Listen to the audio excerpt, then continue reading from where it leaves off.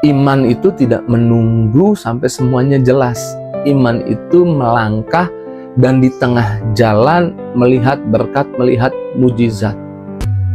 It is the time for morning with the word. Puji Tuhan, selamat pagi, bergabung kembali di Morning with the Word, YouTube channel saya, Mario Marcelo. Kembali pagi hari ini kita mau menunggu Tuhan, menunggu firman Tuhan. Karena waktu kita berjumpa dengan firman Tuhan, itu sama dengan kita berjumpa dengan Tuhan. Dan waktu berjumpa dengan Tuhan, kita dapat kekuatan baru. Kita dapat pewahyuan, penyingkapan. Dan di pagi ini, kita tidak mau diam di tempat.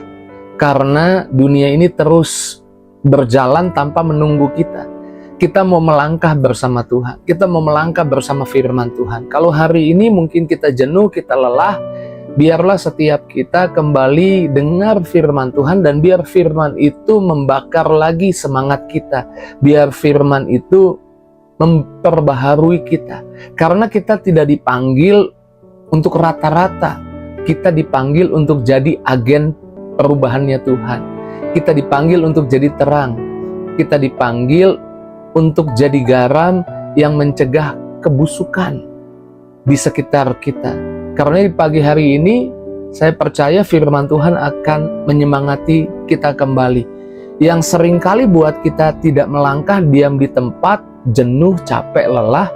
Seringkali karena kita mungkin memiliki kegagalan di hari yang lalu. Saya mau katakan, jangan biarkan kegagalan itu jadi borgol. Kesalahan masa lalu jadi tali yang kuat yang menahanmu untuk melangkah.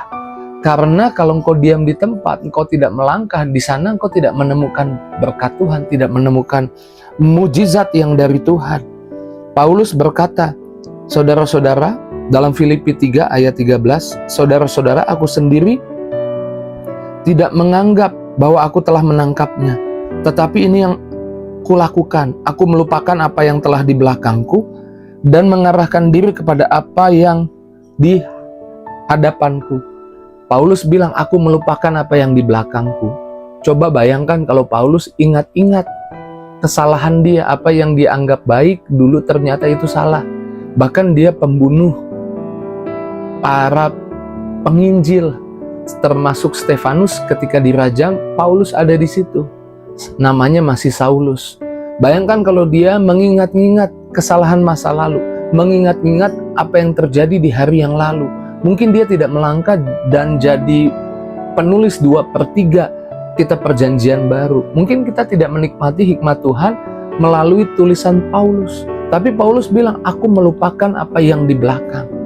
Saya mencurigai jangan-jangan hari ini yang buat kita tidak melangkah, tidak maju ke depan, karena kita terikat masa lalu, kita takut gagal lagi, kita takut salah lagi. Karena mungkin di hari yang lalu kita punya kegagalan, punya kesalahan. Saya mau katakan, berhenti melihat kaca spion. Karena jika engkau terus-menerus melihat kaca spion dan lupa melihat kaca di depan yang jauh lebih besar tersedia bagimu, kau bisa mengalami kerugian, bisa kecelakaan, bisa hal buruk datang di hidupmu. Padahal Tuhan punya berkat di depan. Tapi karena engkau melihat ke belakang terus-menerus, kau tidak menemukan berkat yang Tuhan mau berikan buat hidupmu, bahkan Tuhan sudah siapkan bagimu. Di perjanjian lama ingat ada Yefta. Ketika namanya diperkenalkan, ini menyebutkan masa lalunya Yefta dan termasuk keputusan apa yang diambil oleh Yefta. Di dalam Hakim-Hakim 11 ayat 1.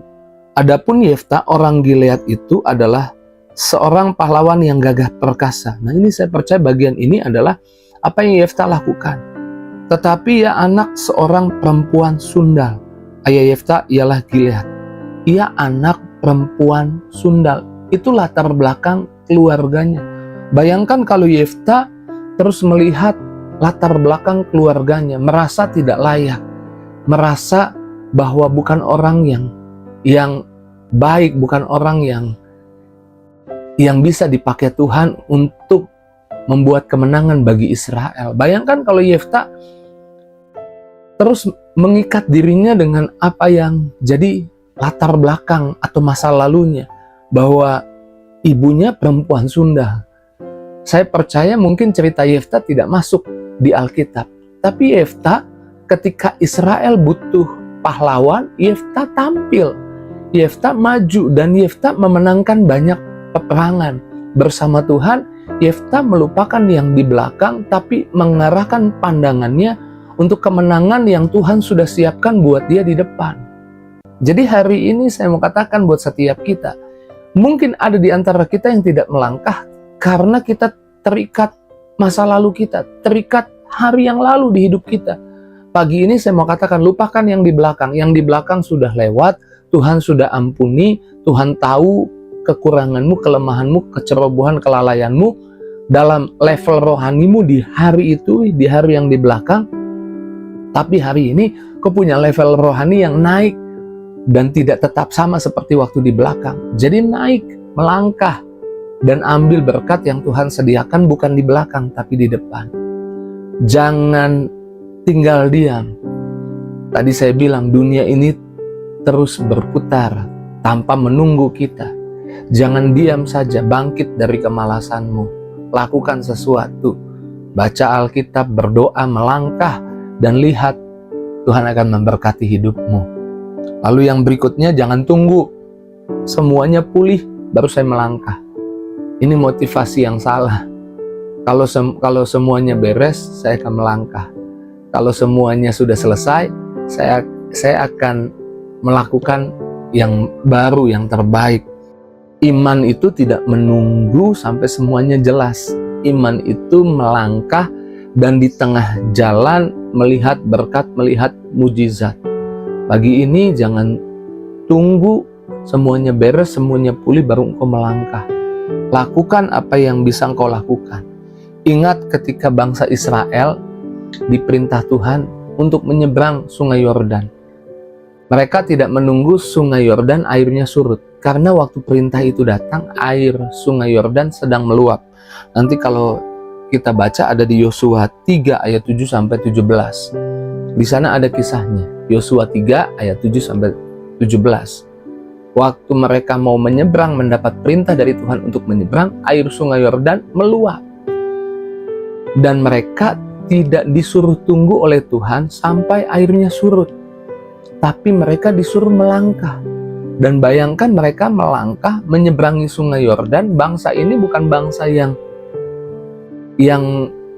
bangsa perenang, maksud saya, bukan bangsa yang belajar berenang. Mereka baru saja tinggal di padang gurun.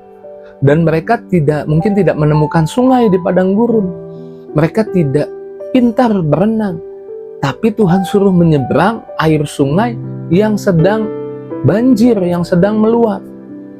Tapi lihat, ketika mereka tidak tunggu air sungai Yordannya surut, mereka melangkah. Ketika imam menjejakkan kakinya di sungai itu, maka air sungai Yordan terbelah. Alkitab berkata mereka bisa berjalan di tengah tanah kering tentangan Yeriko, menyeberang ke seberang. Jangan tunggu sampai semuanya pulih, semuanya baik-baik baru melangkah. Kalau engkau mau usaha, mulai usaha hari ini. Doa, minta sama Tuhan tuntun. Kalau engkau mau melangkah, bekerja, kerjakan. Jangan tunda-tunda pekerjaanmu. Jangan tunggu sebentar lagi deh habis ngopi gitu, sebentar lagi deh habis makan roti. Segera makan rotimu, minum kopimu, dan segera selesaikan pekerjaanmu. Jika engkau mau melayani, jangan tunggu sampai semuanya pulih. Daftar pelayanan. Segera daftar pelayanan. Melangkah, bangun dari kemalasan rohani kita. Dan saya percaya waktu kita bisa melangkah, di depanmu ada banyak kebaikan, ada banyak berkat, ada banyak pertolongan, ada banyak kasih sayang Tuhan yang Tuhan siapkan buat hidupmu, buat keluargamu, buat anak-anakmu. Jadi melangkah. Jika engkau terpanggil untuk memberitakan firman, beritakan, jangan tunggu sampai naik di mimbar gereja. Beritakan kepada keluargamu, kepada anak-anakmu, kepada temanmu. Beritakan firman. Dan biar banyak orang boleh diberkati. Kamu gak dipanggil untuk rata-rata. Kamu dipanggil untuk di atas rata-rata. Kamu dipanggil untuk jadi agen perubahan. Kamu dipanggil untuk berani melangkah. Kamu dipanggil untuk jadi contoh bagi orang-orang di sekitarmu bahwa bersama Tuhan kau berani melangkah walaupun mungkin ada tantangan, ada masalah, ada kesulitan. Puji Tuhan, saya percaya pagi ini kembali percikan firman Tuhan ini membakar semangat kita untuk kita melangkah, untuk kita tidak diam di tempat, untuk kita meninggalkan apa yang lalu dan kita melangkah ke depan, karena di depan ada kebaikan Tuhan. Karena di depan ada yang terbaik yang Tuhan sudah bayar di kayu salib, disediakan buat hidupmu. Mari kita bersyukur untuk firman Tuhan pagi ini. Mari kita doa. Terima kasih Tuhan buat berkat firman-Mu. Kami percaya pagi ini kembali kami diingatkan untuk kami enggak diam di tempat, tapi untuk kami melangkah. Jika masa lalu terus menarik kami ke belakang, pagi ini kami dimampukan untuk melepaskan yang lalu dan mengarahkan pandangan kami kepada berkat di depan yang Tuhan siapkan buat kami. Jika kami berpikir semuanya pulih dulu baru kami melangkah, pagi ini kami bertobat. Kami tahu waktu kami melangkah, di tengah jalan di sana ada berkat dan mujizat. Berkati anak-anak-Mu hari ini, apapun yang mereka hadapi, Tuhan tolong, Tuhan bela, Tuhan sertai. Yang sakit disembuhkan, yang beban berat beri kelegaan, yang susah hibur, yang punya masalah utang Tuhan buka jalan, bahkan setiap harapan dan doa Tuhan kabulkan. Di dalam nama Yesus kami doa bersyukur, haleluya. Sama-sama kita katakan, amin. Saya mau melangkah karena saya tahu saya adalah garam di dunia ini yang mencegah kehancuran, kebusukan di sekitar saya. Jika itu responmu, tulis di kolom komentar. Jangan lupa tinggalkan jejakmu di kolom komentar, tulis amin, tulis haleluya, atau apapun responmu atas firman Tuhan ini. Kalau mau titip doa boleh, taruh di sana, nanti saya pasti doakan. Kalau saya kasih tombol like, berarti saya mendoakan, sudah mendoakan. Dan jika engkau diberkati dengan Morning with the Word pagi ini, bagikan kepada teman, sahabat, keluargamu. Terus maju dalam Tuhan. Tuhan berkati kita, see you